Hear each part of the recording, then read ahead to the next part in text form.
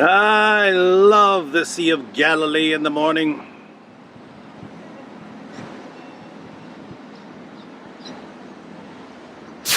All right, we are in Magdala, town in northern Galilee. It was a fishing village, and this was the home of Mary Magdalene.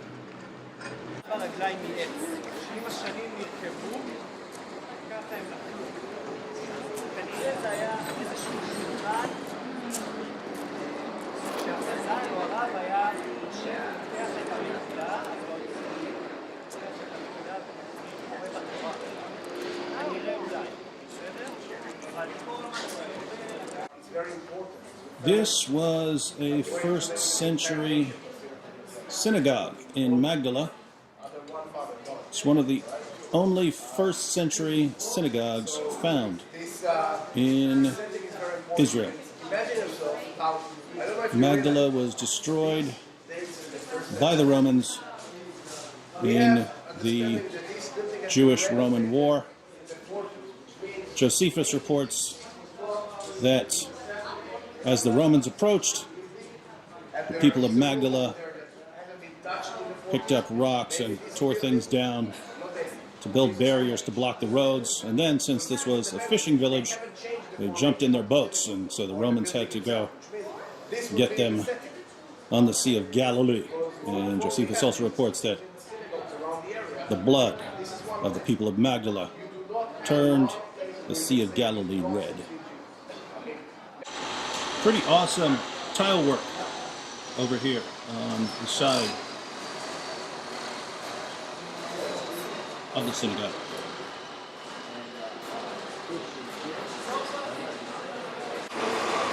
This is the Migdal stone. You can see the menorah on it, and this is the earliest instance found of a menorah in Galilee. And the menorah, even more so than the Star of David, is the symbol of Jews. There are several sections to the synagogue. What's been identified is an entrance hall, a study hall, and a chamber for the Torah scroll. And the stone there with the symbol of the menorah on it may have been for laying the Torah on while reading it. This is a market area, and this was a fishing village, so a lot of the bowl-shaped things or enclosures here, this would have had to do with fishing, having fish, salting fish so that you could sell them in other areas.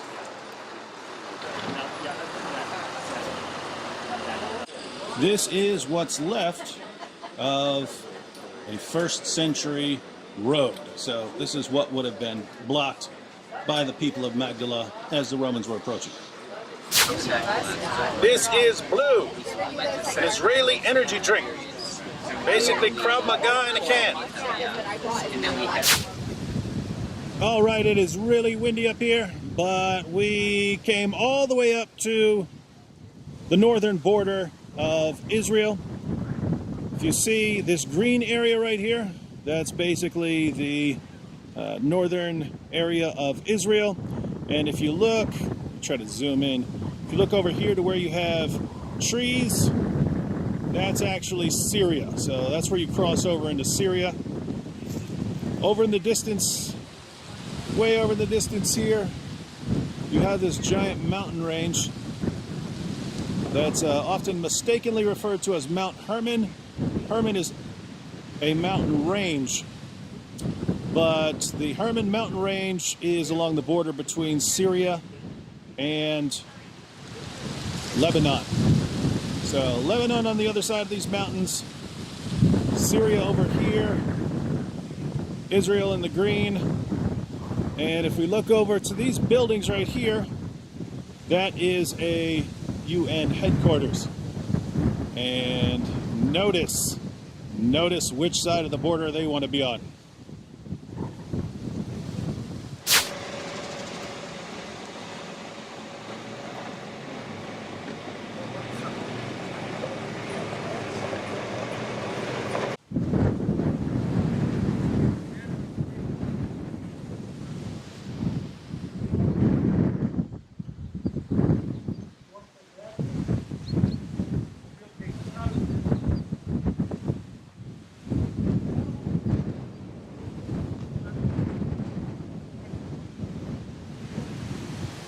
came up on the roof of this building. This used to be the Syrian military headquarters, built for Syria by the Russians, which is why you can see this beautiful Russian architecture, obviously influenced by the classics. This was taken in the 1967 war and is now used, one, by film crews who want a really cool looking dilapidated building, and for training in really bad terrorist situations. Mainly what happens if terrorists attack a school. You can see, even though this wasn't a school, it's set up like a school. So this is where Israeli police and soldiers do training for those kinds of situations.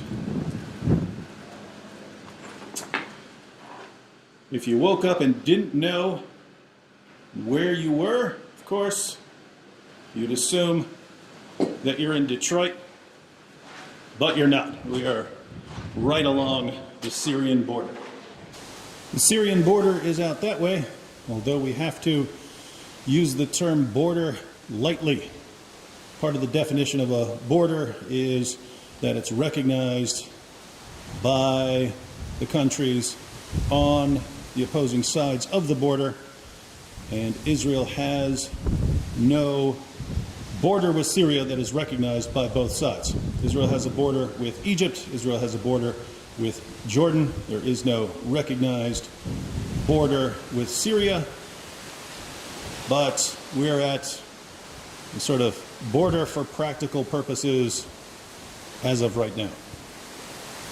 Here we have some words of wisdom. Go this way.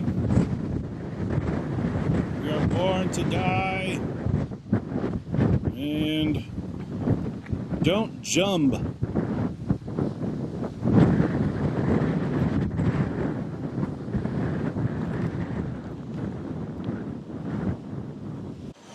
This building reminds me of Sam Shamoun's YouTube channel. Bombed out and depleted.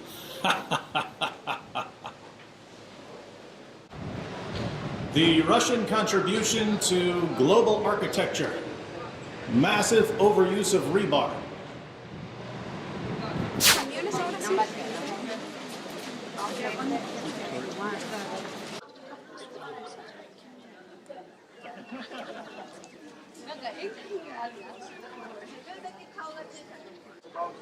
So these are some of the ruins of Capernaum. Capernaum is one of the most important cities in the New Testament. 5 of Jesus' disciples were from here, and Jesus himself lived here for a while. Was a great launching point if you wanted to travel around Galilee, especially the Sea of Galilee, since we're right beside the Sea of Galilee. And this is the home of some of the coolest stories in the New Testament. So, for instance, when people wanted to bring a paralytic to Jesus so that Jesus could heal him, and the crowd around Jesus was so massive that they couldn't get to him, and so they actually climbed up on the roof of the house and tore up the roof and lowered the paralytic down through the roof so that Jesus could heal him, and Jesus healed him. Yep, that was here in Capernaum. This is a site that is believed to be Peter's house. Not the things we're looking at now, like Peter's house below this. And there is some ancient graffiti identifying this as a pilgrimage site for Christians, and some of the references are interpreted to be to Peter, but the basic evidence runs as follows.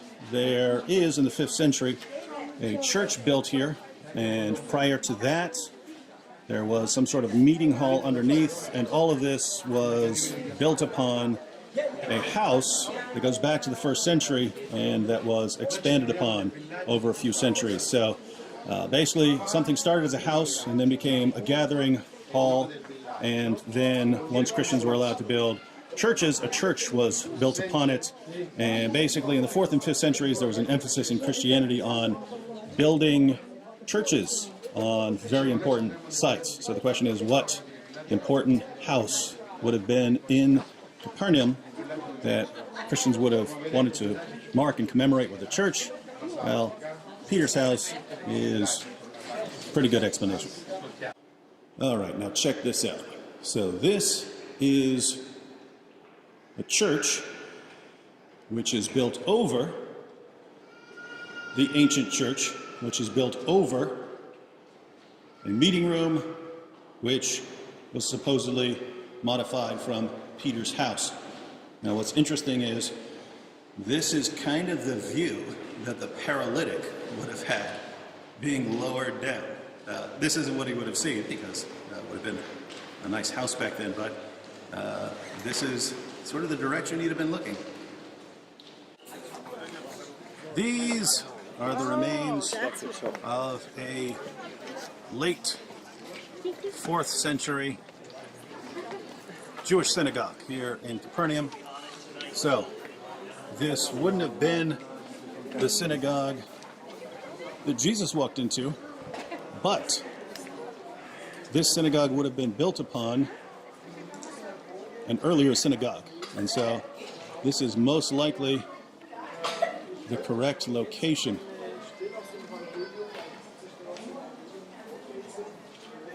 And so we are walking where Jesus once walked. Now there's a meeting room over here on the side, and some sort of study hall.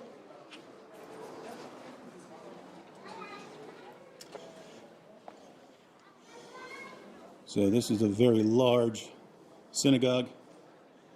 Now here's something that's cool. Over here, not sure you can make that out. Oh yeah, it looks good.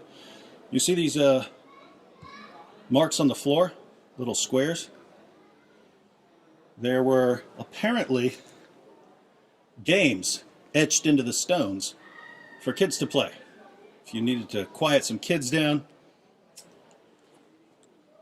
you'd give them a little game to play. And possibly games that were meant to teach them the Torah.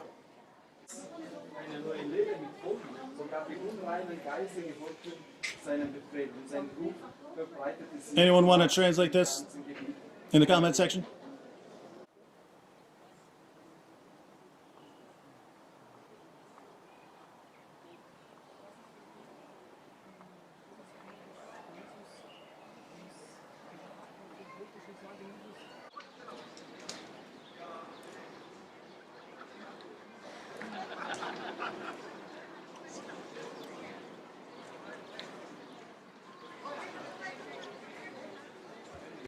If you want to know how close Peter would have been to the water, this is a modern church built over the traditional site of Peter's house, and that is the Sea of Galilee. So here's the shore of Capernaum, and that is the Sea of Galilee. Blessed are the poor in spirit, for theirs is the kingdom of heaven. Blessed are those who mourn, for they will be comforted. Blessed are the meek, for they will inherit the earth. Blessed are those who hunger and thirst for righteousness, for they will be satisfied. Blessed are the merciful, for they will receive mercy. Blessed are the pure in heart, for they will see God. Blessed are the peacemakers, for they will be called sons of God.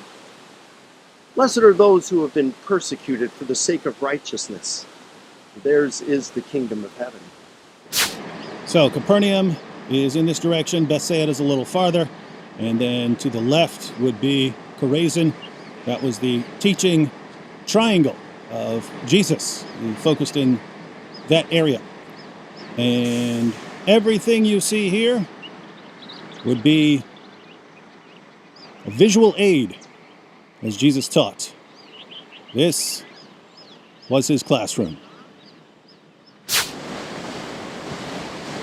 Taking a boat back to Tiberias. All right. This happened right around here. This is Mark chapter 6.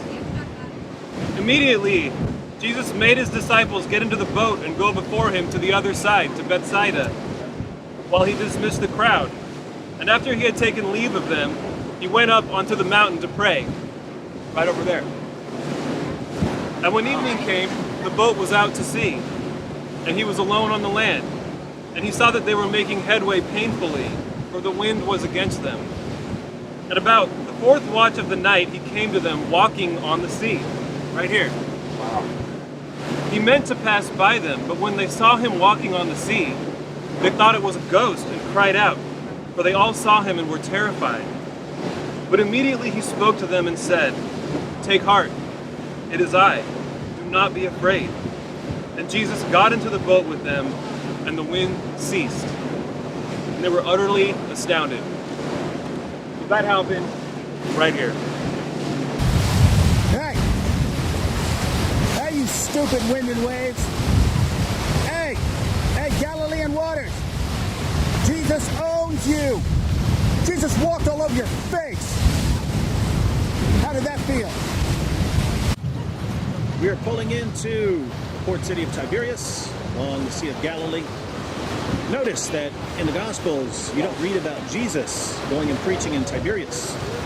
It's because during the time of Jesus, Tiberias was a city for pagans. It was built by the Roman Tetrarch of Galilee, Herod Antipas. He built it for pagans. He built the city on a graveyard, so devout Jews did not want to enter the city because they would be made ritually unclean. Herod eventually forced some Jews to move into the city, even though they didn't want to. But eventually, the city became an important, very important city for Jews.